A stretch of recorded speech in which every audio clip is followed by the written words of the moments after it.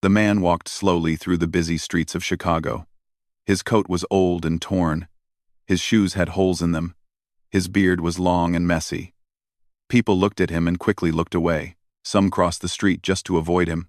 Children stared, and their parents pulled them close, whispering things like, "Don't look at him," or "Stay away from that man." His name was Raymond. But nobody called him that anymore. To the people in this neighborhood, he was just the crazy piano man. They called him mad. They said he had lost his mind years ago, and maybe they were right. Maybe he had. Raymond was 52 years old, but he looked much older. Life on the streets does that to a person. It breaks you down piece by piece until you forget who you used to be. But Raymond remembered. That was the worst part. He remembered everything. Every single day, he walked past the same coffee shop on Michigan Avenue. Through the window, he could see people sitting in comfortable chairs, drinking warm coffee, talking to their friends. They had homes to go back to. They had families waiting for them. Raymond had nothing. Just the clothes on his back and the memories in his head. But there was something else he had. Something nobody knew about. Something that lived deep inside him, waiting to come out. You see, Raymond was not always like this. There was a time when his name meant something. There was a time when people paid money just to hear him play. There was a time when newspapers wrote about him and called him a genius. It all started when he was just 4 years old. His mother was cleaning the house one afternoon when she heard something coming from the living room. She walked in and found little Raymond sitting at the old piano that belonged to his grandmother. His tiny fingers were moving across the keys, and the sound coming out was not random noise. It was a melody, a real melody. She stood there frozen. Her son had never taken a piano lesson in his life. Nobody had taught him anything. Yet there he was, playing music like he had been doing it for years. That night, she told her husband about it. He did not believe her at first. So she made Raymond show him. The little boy sat at the piano and played the same melody again. Then he played another one. And another one. His father's eyes grew wide. He knew right then that his son was special. Within a year, Raymond was taking lessons from the best piano teachers in the city. But the truth was, he did not need them. He could hear a piece of music once and play it back perfectly. He could look at sheet music and understand it instantly. His teachers had never seen anything like it. By the time he was 8, he was performing at local concerts. By the time he was 10, he was known across the state. And by the time he was 12 years old, Raymond did something that most musicians only dream about. He performed at Carnegie Hall in New York City. The concert hall was packed that night. Over 2,000 people sat in red velvet seats, waiting to see the young boy everyone was talking about. Backstage, Raymond was nervous. His hands were shaking. His mother held his face and looked into his eyes. "You were born for this," she said softly. "Just go out there and play. Let the music take over." And that is exactly what he did. When Raymond walked onto that stage, the audience gasped. He was so small that he could barely reach the pedals. But the moment his fingers touched the keys, something magical happened. The music that came out of that piano filled every corner of the room. It was powerful. It was emotional. It was perfect. For 45 minutes, Raymond played piece after piece. He played classical music from composers who died hundreds of years ago. And he made it feel brand new. When he finished, there was complete silence. Then, the entire audience stood up and clapped. Some people were crying. A music critic in the front row later wrote that it was the most beautiful performance he had ever witnessed. Raymond's future seemed set. Everyone said he would become one of the greatest pianists of his generation. Record labels wanted to sign him. Concert halls around the world invited him to perform. His parents started planning his career, dreaming of all the amazing things their son would achieve. But life has a way of changing everything in a single moment. It happened on a rainy night in November, just a few weeks after Raymond turned 19. He was in the car with his parents, driving home from a dinner celebration. They had just signed a big contract with a famous music company. Everyone was happy. Everyone was laughing. Raymond was sitting in the back seat, looking out the window, thinking about the future. He had so many plans, so many dreams. He could not wait to see what life had in store for him. He never saw the truck coming. The driver had fallen asleep at the wheel. By the time anyone realized what was happening, it was too late. The truck crossed into their lane and hit their car head-on. The sound of metal crushing against metal was the last thing Raymond heard before everything went black. When he woke up 3 weeks later, he was in a hospital bed. His head was wrapped in bandages. His body was covered in bruises and cuts. A nurse was standing next to him, and when she saw his eyes open, she called for the doctor. Raymond tried to speak, but his voice would not work. He tried to move, but his body felt like it was made of stone. And then he asked the question that would destroy him. "Where are my parents?" The doctor's face told him everything. He did not need to hear the words. He already knew. His mother and father were gone. They had died at the scene of the accident. Raymond was the only one who survived. The weeks that followed were the darkest of his life. The brain injury he suffered affected his memory and his emotions. Some days, he could not remember where he was. Other days, he remembered everything too clearly, and the pain was unbearable. He went through surgery after surgery. He spent months in rehabilitation, but the worst part was not the physical pain. The worst part was what happened to his hands. The doctors told him there was nerve damage. His fingers did not move the way they used to. When he tried to play the piano for the first time after the accident, his hands shook so badly that he could not hit a single note correctly. The music that once flowed through him like water was now blocked, trapped, locked away somewhere he could not reach. Without his parents, Raymond had no one. The money from their estate was eaten up by medical bills. The record label canceled his contract. The concert invitations stopped coming. One by one, the people who once celebrated him disappeared from his life. Within 2 years, Raymond lost everything: his home, his career, his identity. He ended up on the streets with nothing but the clothes on his back, and that is where he stayed. For over 30 years, people walked past him every day without knowing who he was. They did not know that the dirty, homeless man mumbling to himself used to make audiences cry with his music. They did not know that his fingers, now rough and worn, once danced across piano keys with the grace of an angel. They just saw a crazy old man tapping his fingers in the air, playing a piano that was not there, and they laughed, they pointed, they called him mad. But deep inside Raymond, buried under all the pain and all the years of suffering, the music was still alive. It was still waiting. And it was about to find its way back to the world in the most unexpected way. It was the coldest night Chicago had seen in years. The temperature had dropped below zero, and the wind cut through the streets like a knife. Most people were inside their warm homes, watching television, eating dinner with their families, completely unaware of the people outside who had nowhere to go. Raymond pulled his thin coat tighter around his body, but it did nothing to stop the cold. His fingers were numb.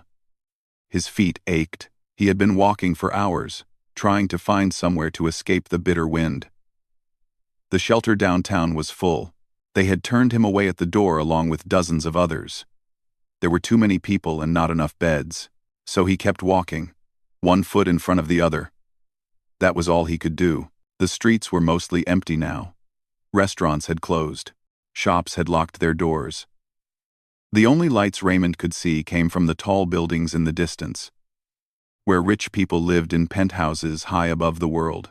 They would never know what it felt like to be this cold. They would never understand what it meant to have nothing. Raymond turned a corner and found himself on a street he did not usually walk down. It was in the fancy part of the city, where tourists stayed and business people held meetings in expensive hotels. He did not belong here. He knew that, but the cold was pushing him forward, and he was too tired to care anymore. That was when he saw it. The Grand Belmont Hotel stood at the end of the street like a palace. It was one of the oldest and most famous hotels in Chicago. The building was made of white stone, and golden lights glowed from every window. A red carpet stretched from the entrance to the street, and men in uniform stood by the doors, helping guests out of their cars. Raymond stopped and stared. Through the giant glass doors, he could see the lobby inside. It looked like something from a dream.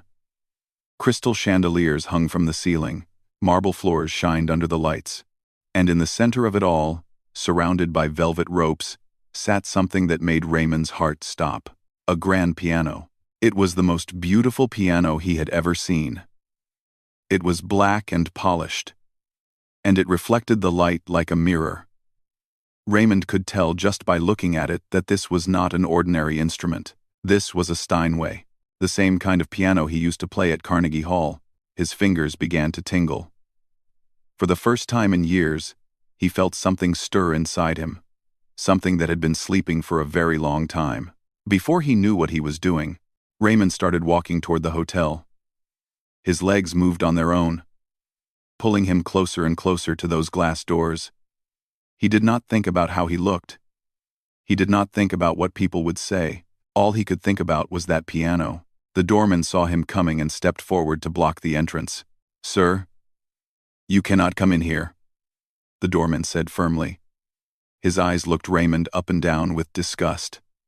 "This is a private establishment. Please move along." Raymond opened his mouth to speak, but no words came out.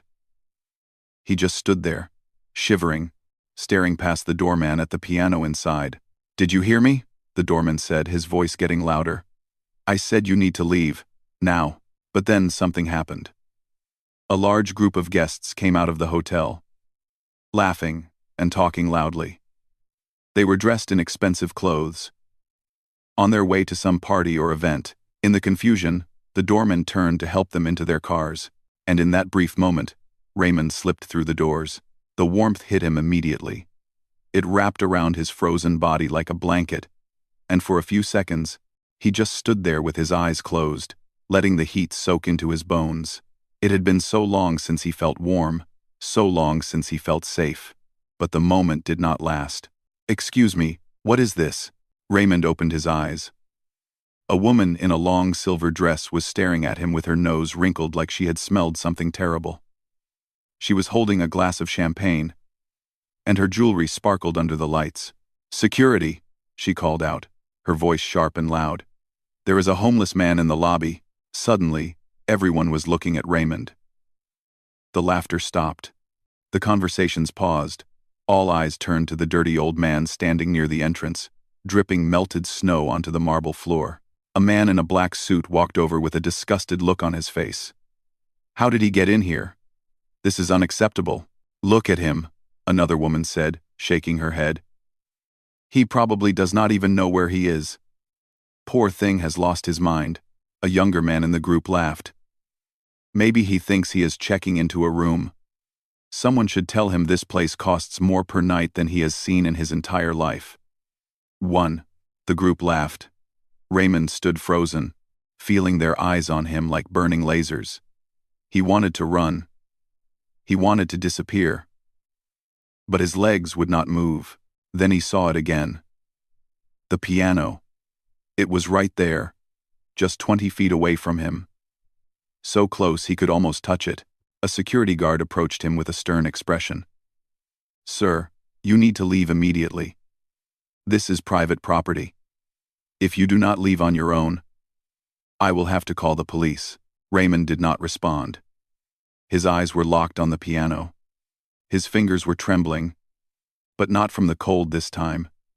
They were trembling from something else, something deeper. "Are you listening to me?" the guard said, reaching for Raymond's arm. "Wait," a woman's voice cut through the noise. Everyone turned to look.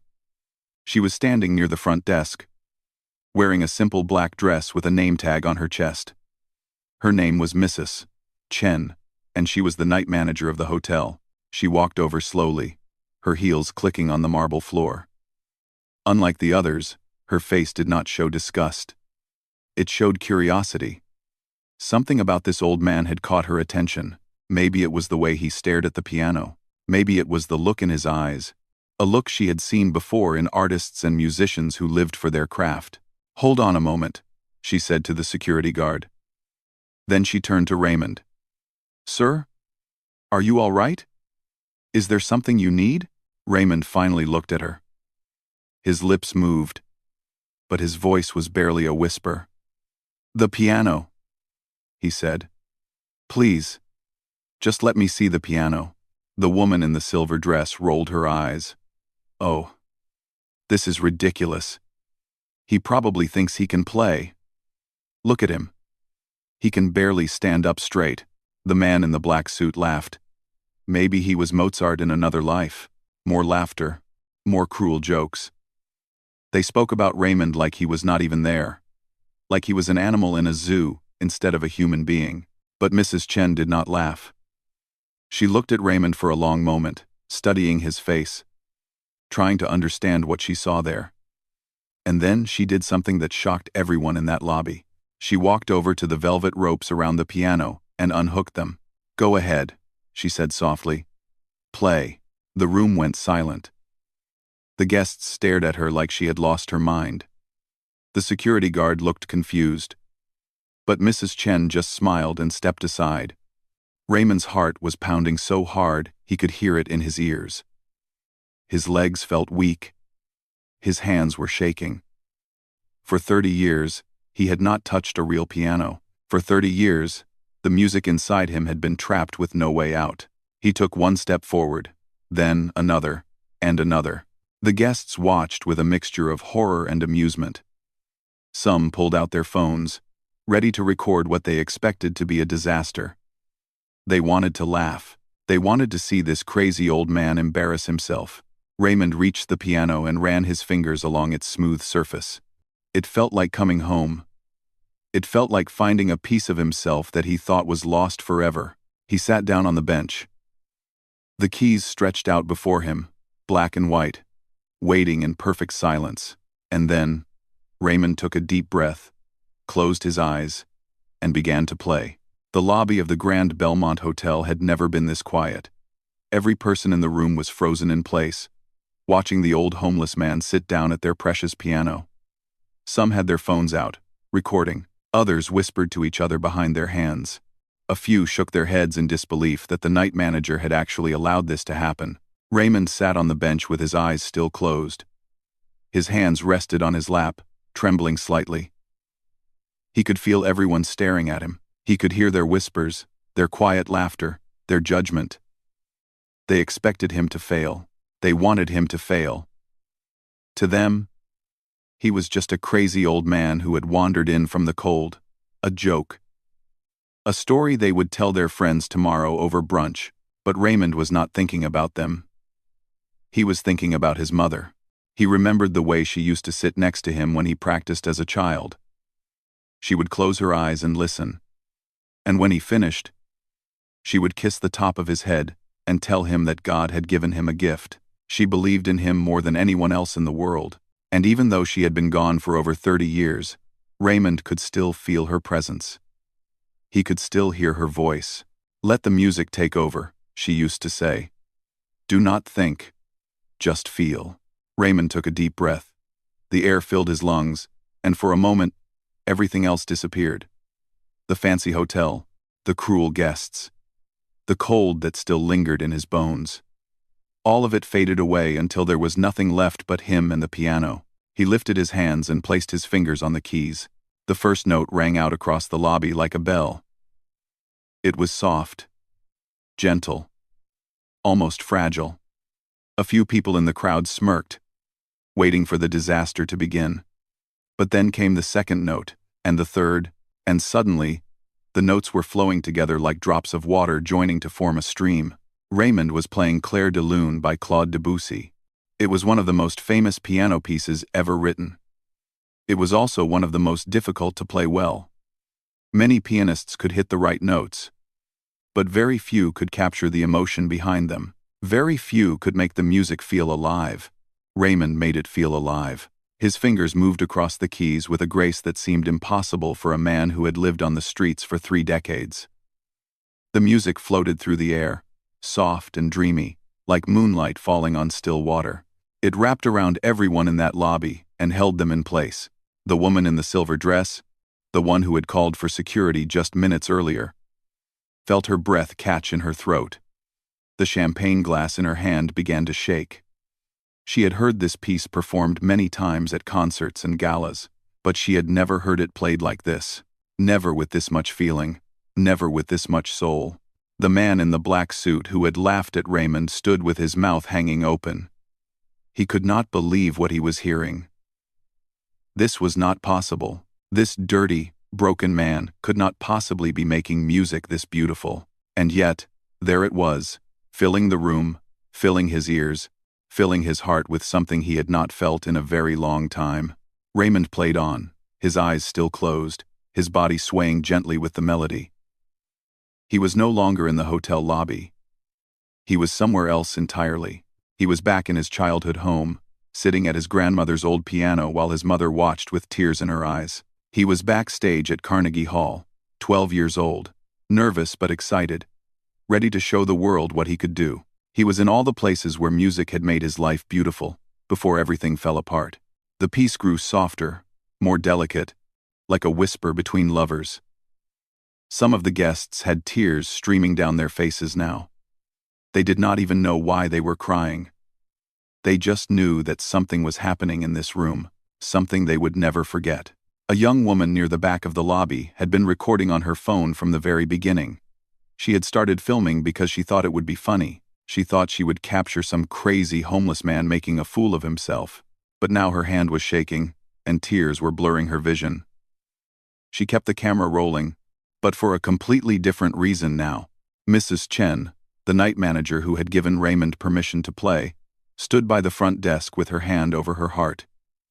She had worked in this hotel for 15 years. She had seen celebrities and politicians and billionaires walk through these doors, but she had never witnessed anything like this.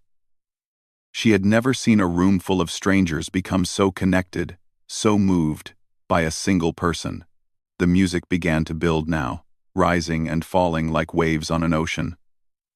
Raymond's fingers danced across the keys, finding notes that seemed to come from somewhere beyond this world.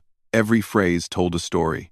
Every chord carried a lifetime of pain and hope and loss and love. An elderly man sitting in one of the lobby chairs began to weep openly. His wife held his hand and wept with him. They had been married for 52 years. And this piece had played at their wedding. Hearing it now, performed with such incredible beauty, brought back every memory they had ever shared. The security guard who had tried to throw Raymond out stood frozen near the entrance. His stern expression was gone, replaced by something softer, something human. He thought about his own father, who had passed away 2 years ago. His father used to love classical music. He used to say that a great piece of music could heal wounds that nothing else could touch. The guard had never really understood what that meant until this moment. Raymond was reaching the final part of the piece now. The music became quieter, more tender, like a lullaby sung to a sleeping child. Each note hung in the air for just a moment before fading into the next. The room was completely silent except for the piano. No one moved. No one spoke. No one even seemed to breathe. And then, with the softest touch imaginable, Raymond played the final note. It echoed through the lobby, gentle and pure, before slowly fading into nothing. Raymond sat perfectly still with his hands resting on the keys. His eyes were still closed. His cheeks were wet with tears he did not remember crying. For 7 minutes, he had been somewhere else, somewhere beautiful, somewhere safe.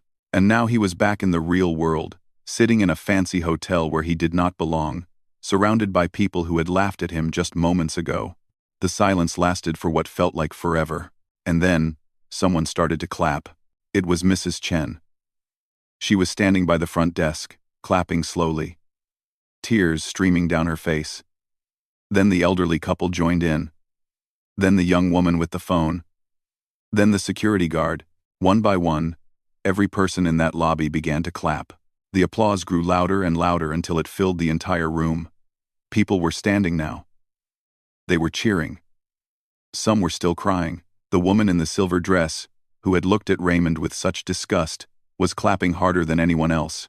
Her mascara was running down her face, but she did not care. Raymond finally opened his eyes. He looked around the room at all these strangers who were applauding for him. For a moment, he did not understand what was happening. It had been so long since anyone had clapped for him, so long since anyone had looked at him with anything other than pity or fear. Mrs. Chen walked over to him slowly. She knelt down beside the piano bench so she could look into his eyes. "That was the most beautiful thing I have ever heard," she said, her voice trembling. "Who are you? Where did you learn to play like that?" Raymond looked at her. His lips moved. But at first, no sound came out. He had not spoken more than a few words to anyone in years. His voice was rusty and weak, but finally, he managed to whisper a single sentence. "I used to be someone," he said. "A long time ago." Mrs. Chen stared at him for a long moment. Then she stood up and turned to the crowd. "Does anyone know who this man is?" she asked loudly. "Does anyone recognize him?" The guests looked at each other, confused. They shook their heads. No one knew. How could they? Raymond had disappeared from the world over 30 years ago. His face had aged. His body had changed. The young prodigy from Carnegie Hall was buried somewhere beneath decades of suffering and loss. But in the back of the lobby, near the elevators, an old man with white hair and a wooden cane slowly rose from his chair. His hands were shaking. His face had gone pale. He knew exactly who Raymond was, and what he was about to say would change everything. The old man with the white hair and wooden cane moved slowly through the crowd. People stepped aside to let him pass, confused by the look on his face. He was staring at Raymond like he had just seen a ghost. His hands were trembling so badly that his cane tapped against the marble floor with each step. Everyone in the lobby watched in silence. Mrs. Chen stood protectively near Raymond, unsure of what was happening. The guests whispered to each other, wondering who this elderly man was and why he looked so shaken. The old man stopped a few feet away from the piano. Up close, Raymond could see that he was very old, probably in his 80s. He wore an expensive suit, and a golden pin on his lapel showed that he was someone important. But none of that mattered. What mattered was the way he was looking at Raymond. Like he knew him. Like he remembered him. "It cannot be," the old man whispered. His voice cracked with emotion. "After all these years, it cannot be." Raymond stared back at him, confused. He did not recognize this man. His memory had never fully recovered after the accident. There were so many faces from his past that he could no longer place. So many names he had forgotten. "I am sorry," Raymond said quietly. "Do I know you?" The old man let out a sound that was somewhere between a laugh and a sob. Tears began to fall from his tired eyes and roll down his wrinkled cheeks. "You do not remember me," he said. "But I remember you. I remember you like it was yesterday." He took another step closer, his cane shaking in his grip. "My name is Professor William Chen. I was the head of the music department at the Chicago Conservatory for 40 years, and 40 years ago, I sat in the front row of Carnegie Hall and watched a 12-year-old boy play the piano in a way I had never seen before, in a way I have never seen since." The crowd gasped. Mrs. Chen covered her mouth with her hand. The guests looked at each other in shock, trying to understand what they were hearing. Professor Chen continued, his voice breaking with every word. "That boy was a genius, a true prodigy. The newspapers called him the greatest young pianist of his generation. They said he would change the world of classical music forever, and then one day, he just disappeared.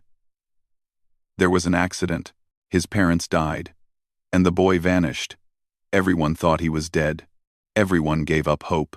He pointed his trembling finger at Raymond. "But you are not dead. You are right here. You are Raymond. Raymond Walker. The boy from Carnegie Hall."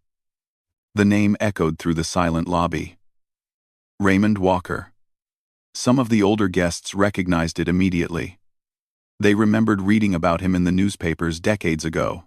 They remembered the headlines about the tragic accident, the young prodigy who lost everything, the mystery of what happened to him afterward. Raymond sat frozen on the piano bench. Hearing his full name spoken out loud after so many years felt like being struck by lightning. Memories came flooding back.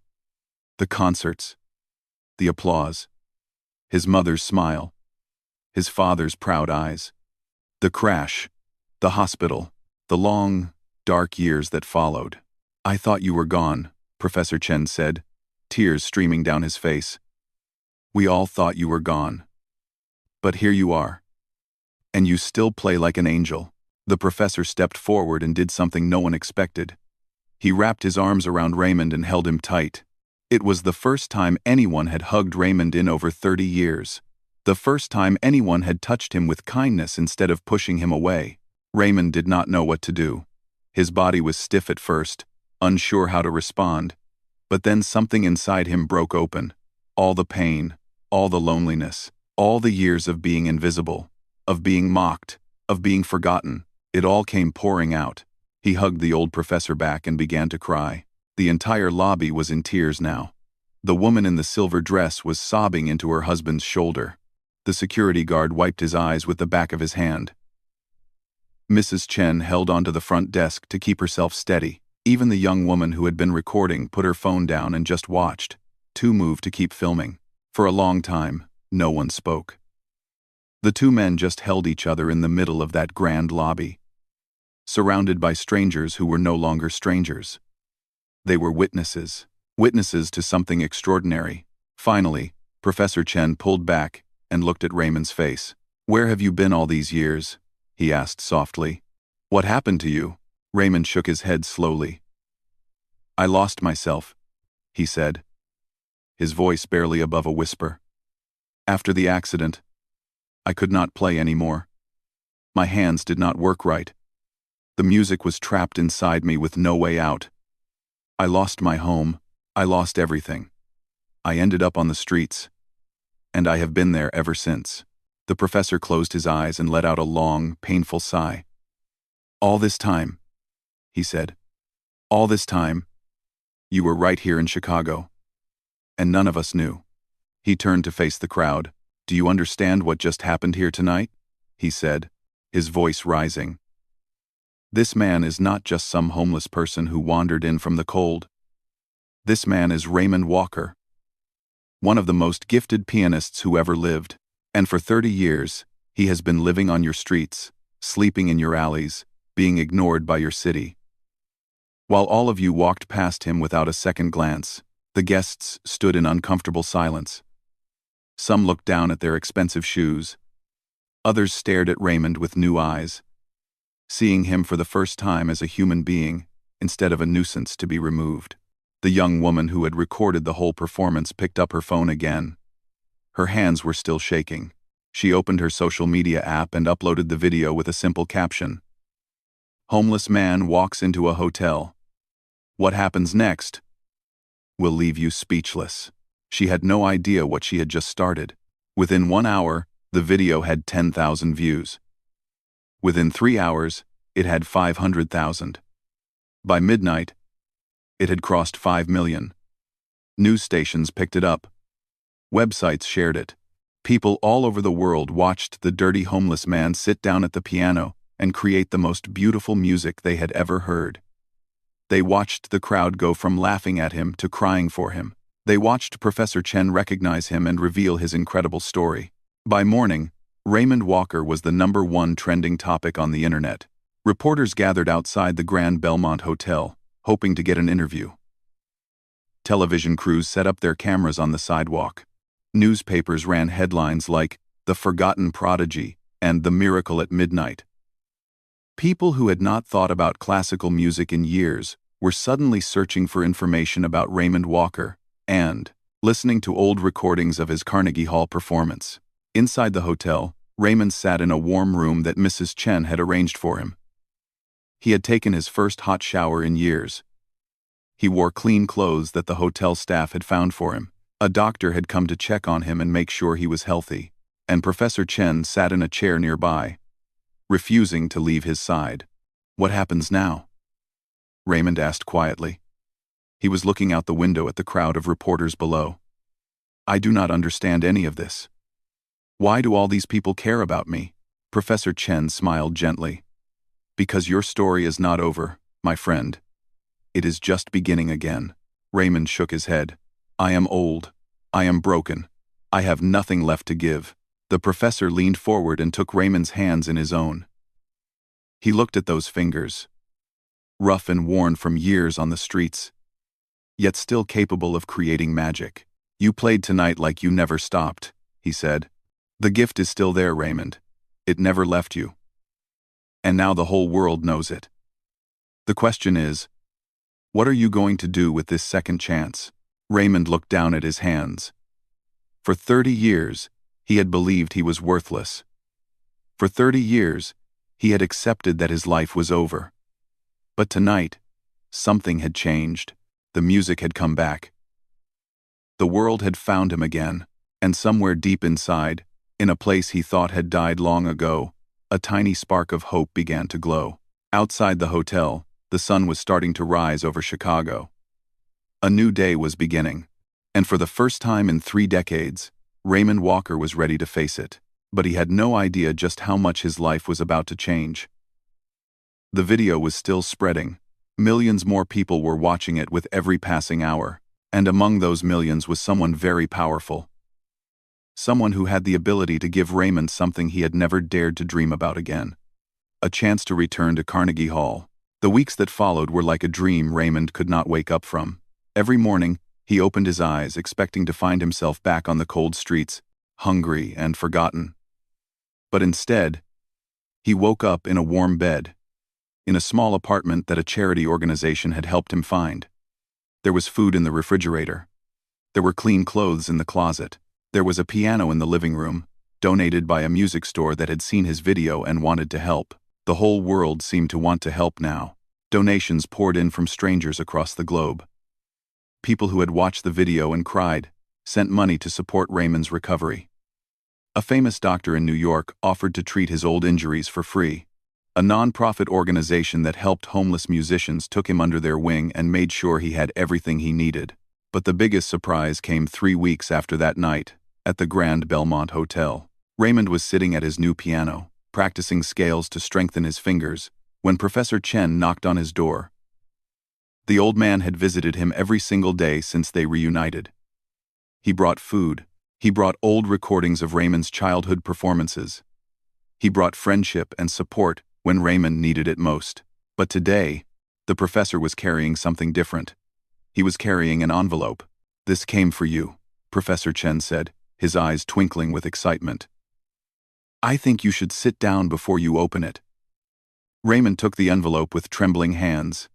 It was thick and cream-colored, with elegant writing on the front. His name was printed in gold letters. He had not seen his name printed like that in over 30 years. He opened the envelope slowly and pulled out the letter inside. As his eyes moved across the words, his heart began to pound. He read it once. Then, he read it again. Then he looked up at Professor Chen with tears streaming down his face. "Is this real?" he whispered. The professor nodded, his own eyes wet with emotion. "It is real, my friend. Carnegie Hall wants you back. They are inviting you to perform a special concert. A comeback concert. The whole world is waiting to hear you play again." Raymond could not speak. He could not breathe. Carnegie Hall. The same stage where he had performed as a 12-year-old boy. The same stage where his dreams had begun before they were shattered. They wanted him back. After everything that had happened, they wanted him back. The concert was scheduled for 2 months later. Raymond spent every single day preparing. He practiced for hours until his fingers ached. He worked with doctors and therapists to heal the remaining damage in his hands. He ate healthy food and took long walks to rebuild his strength. Slowly, day by day, he began to feel like himself again. Not the broken man who had wandered the streets, but the musician, the artist, the person he was always meant to be. Professor Chen helped him choose the pieces he would perform. Mrs. Chen from the hotel called him every week to check on his progress. The young woman who had recorded the original video flew to Chicago just to meet him and tell him how much his story had changed her life. Even some of the guests who had mocked him that night reached out to apologize. They said they were ashamed of how they had treated him. They said watching him play had changed something inside them. Raymond forgave them all. He had carried enough pain for one lifetime. He did not want to carry anger too. The night of the concert arrived faster than anyone expected. Raymond stood backstage at Carnegie Hall, dressed in a brand new black suit, looking out at the red curtain that separated him from the audience. His hands were shaking. His heart was racing. For a moment, the fear was so strong that he thought about running away, disappearing back into the shadows where no one could find him. But then he felt a hand on his shoulder.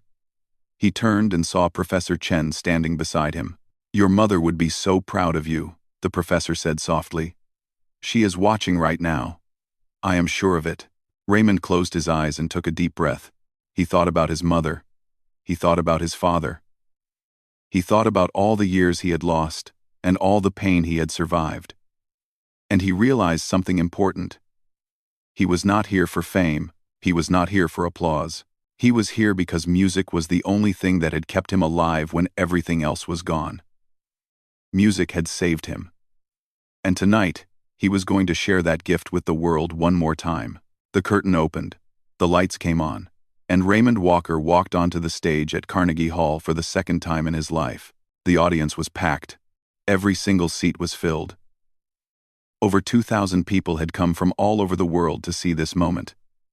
When Raymond appeared, they rose to their feet and applauded before he even played a single note. The sound was like thunder rolling through the hall. It went on for nearly 5 minutes. People were cheering. People were crying. They were welcoming him home. Raymond stood at the center of the stage and looked out at all those faces. Somewhere in the front row, he could see Professor Chen wiping tears from his eyes. A few rows back, Mrs. Chen was sitting with her husband, smiling through her own tears. And scattered throughout the audience were people Raymond had never met, but who had followed his journey from the very beginning. He walked to the piano and sat down on the bench. The same bench where he had sat as a child. The same keys that had changed his life forever. The hall fell silent. 2,000 people held their breath. Raymond placed his fingers on the keys. And then, he began to play. The music that filled Carnegie Hall that night was unlike anything anyone had ever heard. It was not just skill. It was not just talent. It was a lifetime of pain and loss and hope and survival, all poured into every single note. Raymond played for his mother and father, who had believed in him when he was just a small boy with a big dream. He played for Professor Chen, who had never forgotten him. He played for Mrs. Chen, who had seen something worth saving when everyone else saw only a homeless man. He played for every person who had ever been told they were worthless, who had ever been laughed at, who had ever been forgotten by the world. He played for almost an hour without stopping. Piece after piece flowed from his fingers like water from a spring that had been blocked for decades and was finally free. The audience sat in stunned silence, tears streaming down their faces, unable to move or speak or even breathe. And when Raymond played the final note, when the last sound faded into the darkness of that beautiful hall, there was one perfect moment of complete silence. Then the audience exploded. They jumped to their feet. They screamed and cheered and clapped until their hands hurt. The applause went on for 15 minutes straight. People were hugging strangers next to them. People were openly sobbing. It was not just a concert. It was a miracle. A resurrection. A man who had been given up for dead had come back to life right in front of their eyes. Raymond stood at the center of the stage, overwhelmed by the love pouring toward him. He thought about all the nights he had slept on cold concrete, dreaming of piano keys he could not touch. He thought about all the people who had called him crazy, who had laughed at him, who had treated him like garbage. And now, here he was, standing on the greatest stage in the world, surrounded by people who finally saw him for who he really was. He stepped forward to the microphone. The crowd slowly quieted down, eager to hear him speak. "Thank you," Raymond said, his voice rough with emotion. 40 years ago, I stood on this stage as a boy and played for the first time. I thought my life was just beginning. I did not know that everything was about to fall apart." He paused, gathering his strength. "For 30 years, I lived on the streets. I was hungry. I was cold. I was invisible. People walked past me every day like I did not exist. And there were many times when I wanted to give up. Many times when I thought my life was over." The audience listened in complete silence. "But music kept me alive," Raymond continued. "Even when I could not play. I heard it in my head. Every day. Every night. It never left me. And tonight, I want to share one message with everyone watching. Whether you are in this hall or watching from somewhere far away. He looked out at the sea of faces and smiled through his tears. Never give up on someone just because they have fallen. Never mock someone just because they look different or live differently than you. You never know what symphony is waiting inside them. You never know what they might become if someone just gives them a chance. The audience rose to their feet one more time. The applause was deafening, and Raymond Walker, the forgotten prodigy, the homeless man who became a legend, stood in the spotlight and finally felt something he had not felt in 30 years. He felt whole.